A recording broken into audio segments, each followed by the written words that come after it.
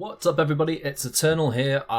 Just figured I'd make a video, haven't made one of those in a while, eh? So today it's obviously going to be a raid video. Still playing raid, still here. I've been pretty busy and doing other stuff, but I have still continued to play raid during this time. Now, the reason I'm making this video is because we've had some information basically. And we've got some info on the Shadowkin, the next faction to be released within Raid. Now, I love all things kind of Asian, and this faction is not going to be an exception. The artwork, the designs, I just find them quite appealing, I suppose. So, very hyped for that. But there's some other stuff going on in Raid as well, which is, I think, worth talking about and worth brushing over. Now, you might perhaps see here, there's something going on here. So, Plarium have actually introduced a new system, or a new, I don't know what else, I just call it a system, but if you jump into the news, Summon Draft, they're calling it. So, Summon Draft and Guaranteed Champion. Now, what they don't tell you, well, they do, but they, 150 shards. So for only 150 ancient shards, you can get yourself a Countess Lix. Now, roughly, one ancient shard is worth about £1. Now, I think in dollars, it roughly translates as well. So it's about $1, £1, wherever you are. That's quite a lot of money. So you're looking at a minimum spend of £150, or whatever currency you're using, the equivalent. But that can be upwards of 200 or 250, depending on the offers that are available. Now, if we just jump into the shop, you can obviously buy your shard for, like I said, £1 here. But some of these offers, these are not efficient. Don't buy these. Never spend 99 for 15. Just don't do it. But here we've got 25 for what I would call about 40. So you're looking to get half of that. You're looking to spend 120. So that's £240. To complete the event. I mean, it's limited to 3, but that's a lot of moolah. Yes, it's kind of cool, I think, that they've introduced this system. I think 150 is way too high. You could be looking at somewhere between even 75 to 100 would still be quite high. I think if you were looking... 75 would be more acceptable, though. Half the current number. Like, you can see I pulled 3 ancients, just I had them. I burnt them basically. I burnt a lot of my resources. I'm not going to be going for the Shadowkin, despite the fact that I love the Shadowkin. It sounds a bit strange, doesn't it? I don't think the Fusion Champion is going to be fantastic. I could be proved wrong. Maybe in Faction Wars he's going to be amazing, but I'm just not feeling it. We'll jump onto that in a second though. So, Countess Lix, we know, is a really solid champion. She looks freaking amazing. I think they've done a fantastic job with these new champions. So, she is a very, very solid champion. And in fact, all of the Demon Spawn editions that we've just had recently. So, who else do we have? I think Sisia. I think she looks freaking amazing as well. Love this design. Really like it. I think she's quite solid.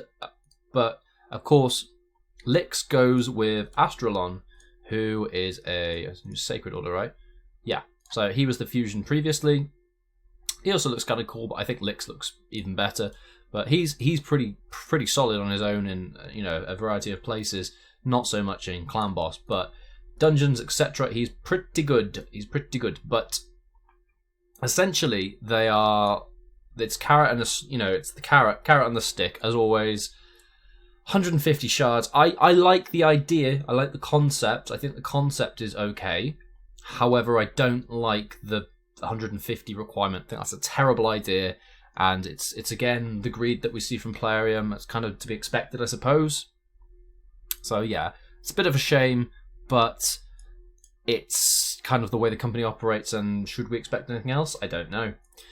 One thing to note, with the new faction coming, make sure you finish off your faction wars as soon as possible. You can see I am 9 points now off from picking up Lydia, who we know is absolutely amazing.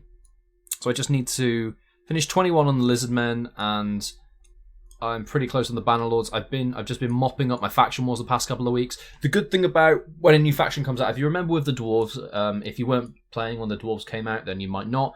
They waited a little while before adding them into the faction wars. It wasn't instantaneous, so we should have a few weeks to perhaps a month to clean up faction wars, mop all of this up, before we have to then deal with another faction being added in. So if you can, within the next month or so, get your Lydia, okay? We've got 4 days as of today. It's the 12th today. We've got 4 days until the 16th when this fusion, or the fragment fusion, will be starting. And then we really need to focus on finishing faction wars if you've not already. If you have, don't worry, and just stock up and get your resources ready for the fusion. Now, let's jump into what's going on over here. So, there's been an announcement on the Discord. Green Knights put a post up. Update 3.40 highlight. So this is the highlight. This is from the 16th. So I believe this is in 4 days this will be dropping. It's the usual yada yada yada. Shadowkin. So these were teased. I heard mention of these, must have been over 12 months ago. There was some concept art thrown about. I think it was on Reddit or somewhere like that. There was some concept for some samurai. And it looks like they are actually going ahead, which is really cool. There was also the other faction that's coming out, I believe, it was something like something to do with magic or mystics. I can't remember. It's been a little while now, but they were two of the confirmed factions. So we had the samurai, or the Shadowkin as they're calling them, and we also have the wood elves or something like that, I think, and maybe a magi kind of faction coming out in the future. But that could all change. You know how things go. But it's nice to see that they are actually bringing out this one. So, when 3.40 drops, these are some of the characters that are going to be coming out. So we've got Genzin, who personally, for me, is one of the better ones, I think, that they're releasing. I think he's pretty cool. I like his skill set. He's got a turn meter fill, as you can see. I mean, you can go through and read all this, but his AoE decreased defense, which is nice. Turn meter fill. And he's got a Rotos thing going on here where he ignores unkillable and shield buffs. Although it doesn't say block damage, so unkillable and shield, which is interesting. Turn meter fill, lots of turn meter filling here. It's very good. I think you'll cycle Fated Vengeance.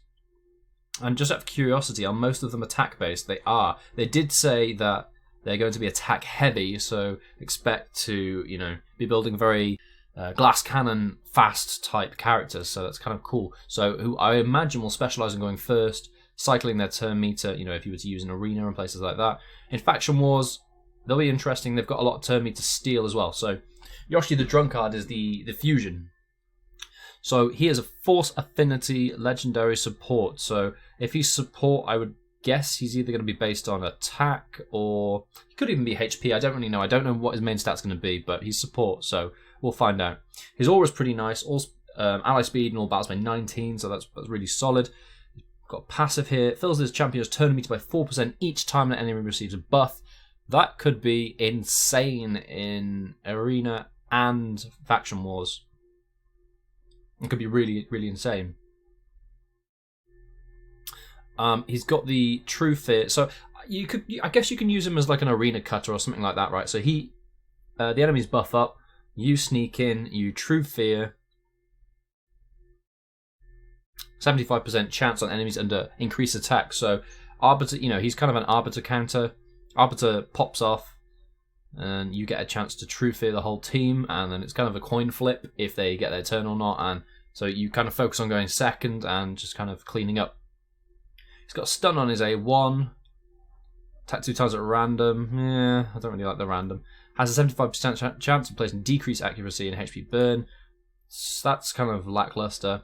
Yeah, he's kind of lackluster. I don't think he's amazing. He's got some potential, but honestly, in arena, I think I'd just use a Torment instead and try and proc the freeze rather than hoping to get a turn. The issue is here, if you do get the turn you want to place the True Fear, if they've got a blocks debuff on them, you can't do anything. So, say they've got an Arbiter or a Warlord and, I don't know, like a cleanup, like Rotos, something like that in there. This isn't necessarily going to do a whole lot. So I just feel like straight up Tormund's probably better. So that's the reason I'm not really going for this guy. I didn't really like the model personally. I think the model's okay, it's just not really my kind of vibe. I'm more about the samurai. Gintero, he looks really, really cool. He's the one with the blue sword. I think we saw, if you've seen the video Plarium put up the what's coming, or whatever it's called, number 2. This is the guy. Now he's pretty cool. Increase ally attack in all battles by 29%. I think that might be the highest attack increasing. Do we have a 33? I don't even know, but that's very high. All turn meter fill effects are increased by 50% when used on this champion. That's huge. So if you do have an Arbiter or somebody like that increasing his turn meter, or a Seeker, or wherever you're using, or whoever you've got buffing him, he's going to get more benefit from that. That's really cool. So his A1, just attack one enemy, grants an extra turn if that kills an enemy. I wonder how hard he hits. He's going to be built attack. He's going to be built like a glass cannon, so he could have a little bit of a. This is interesting. Grants an extra turn if that kills an enemy. I wonder how Relentless would work with this. I know Relentless has been nerfed and everything, but maybe there's some potential here. I don't know. Attacks one enemy, steals 100% of the target's turn meter. So we've got a Siphon. Nice. Decreases the cooldown of Oni Rage by 1 turn if the target is immune to turn meter. So Oni's Rage. Attack one enemy places a 6. So they're all one enemy attack. So it's very like sniping somebody down. Oh, this is interesting. Attack one enemy places a 60% decreased defense and weaken for 2 turns. Will attack 5 times instead of 1 on every 4th use of this skill against the same target in 1 round. Oh, okay. Same target in 1 round. Does this mean... So, this seems like it's targeted more towards bosses, potentially. Yeah, because you'd be cycling Oni's Rage. Okay, this is interesting. Decreases the cooldown of Oni Rage by 1 turn if the target is immune to turn meter reduction effects. So you're cycling Oni's Rage. You're trying to get that round as fast as possible. And then your turn meter boosting. So I guess he would work in a speed setup. Like a clan boss speed. He's magic. Interesting. I don't know how well he would actually work in practice. Depends on his multipliers. If he hits really hard, he could be like a Septimus replacement or something like that, potentially, if he's hitting. I don't know how I feel about this. Depends how fast you can cycle this, because these are 1 hits, so Giant Slayer actually works better off these, but then if you've got 5 instead of 1. Interesting. I don't actually know how good that is in practice. I think he might not be great, unfortunately. Could be wrong. He might actually hit really hard if he's got super high multipliers. I mean, he's a legendary attack champion, so if he's got like the 1,500, like an Ithos, something like that, maybe not. But I don't know. We'll see. Then we've got Sachi. So she's got a decreased crit, leech. Again, she seems more like a faction war. Interesting. Revives a random ally with 30% HP whenever this champion kills an enemy. So there's your Faction Wars Reviver. Tackle enemies, decrease accuracy. Yeah, she seems like a Faction Wars character to me. So I guess you'd make her hit really hard. You manual, you make her finish off the targets, and if you've got any dead allies, because they're all glass cannons, the whole faction is, she's reviving them. So interesting. Again, but then you need to, I don't know how this is actually going to work. She's a support. If she is based on attack, then yeah, I don't know. It's difficult to say, isn't it? It's an like, when you see this, what springs to mind? Where are you thinking? Like, I just think Faction Wars personally. I wouldn't try and pull her off in Doomtown or anything like that. I like the design of this character. I like the aesthetics, very cool. Aboro, the Void attack, epic. Okay, so she can. So if the target's got loads of debuffs on them, it turns into an AoE. So for things like Spider, for instance, this might be kind of cool, interesting. She has Void, so she isn't weak anywhere in any dungeon or anything. Transferring debuffs, kind of cool. The first hit has a 75% chance of stealing all buffs from the target when attacking under Veil or Perfect Veil. Okay. Interesting. So she works very well with... So places a revive on death. She would work really well with a Duchess. With a revive on death. Although, to be honest, Duchess can revive anyway, so... I don't know. A little bit of a typo there, Dungeons. But, 33%. I don't know, she seems... It's difficult to judge again. A little bit lackluster. I like her design, though. I don't know if she'll get... Because of the so many good epics already in the game, I don't think outside of Faction Wars a lot of these are going to have much play. I mean, I could be wrong. This guy's pretty good. So he's he's a magic Toragi the Frog. So he's got an ally resist aura. When attacked, has a 50% chance of placing a 5% poison on the attacker for 2 turns. Occurs once per hit. Nice. So yeah, it's kind of a weird one. Like, we've got some good characters coming in, some interesting ones. Again, some not so interesting, not so good ones. But new faction's always exciting. I'm looking forward to the models. Like I said, I really like the models, but these rares and stuff, I don't see. Now, this is kind of cool. Attack on an enemy has a 35% chance of decreasing the turn meter by 10%. Now, if this could, like, again, I just think Faction Wars, if you add these kind of abilities... So look, attack one enemy has a 50% chance of placing a decreased speed and a stun. That just this guy, Bloodmass, just screams Faction Wars. I don't know how, like, you know, it takes a few books there, get the cooldown. It must be like a 7-turn cooldown. On a stun? Well, I don't know, maybe it's not that high. I don't know, but it just screams Faction Wars. Like, I don't really see a whole lot of viability outside of there. But perhaps some of the legendaries will find a purpose. But that is just going to... I think that's just going to depend on what we can come up with as a community. That'll be interesting. It's going to be interesting, to say the least. Special avatars from the Doom Tower. Oh, okay, interesting. Right. So Doom Tower... Okay. I think they've also mentioned we might be getting some... new missions, right? For like the Arbiter style missions, but a new champion. That's kind of cool. Just a few changes here, nothing major. But yeah, go check out the other videos that are out there on Plarium's big announcement, the big release. So we've got stuff coming up relating to, like, we've got the new faction, we've got the clan versus clan, all of this sort of stuff, which will make for a little bit more content. I don't know how it's going to actually play out, if it's actually going to be fun, actually going to be viable, or will it be a little bit more like 3v3 arena where we don't really want to do it and Plarium try to force us to do it? Don't know. I think the clan versus clan will be a little bit better.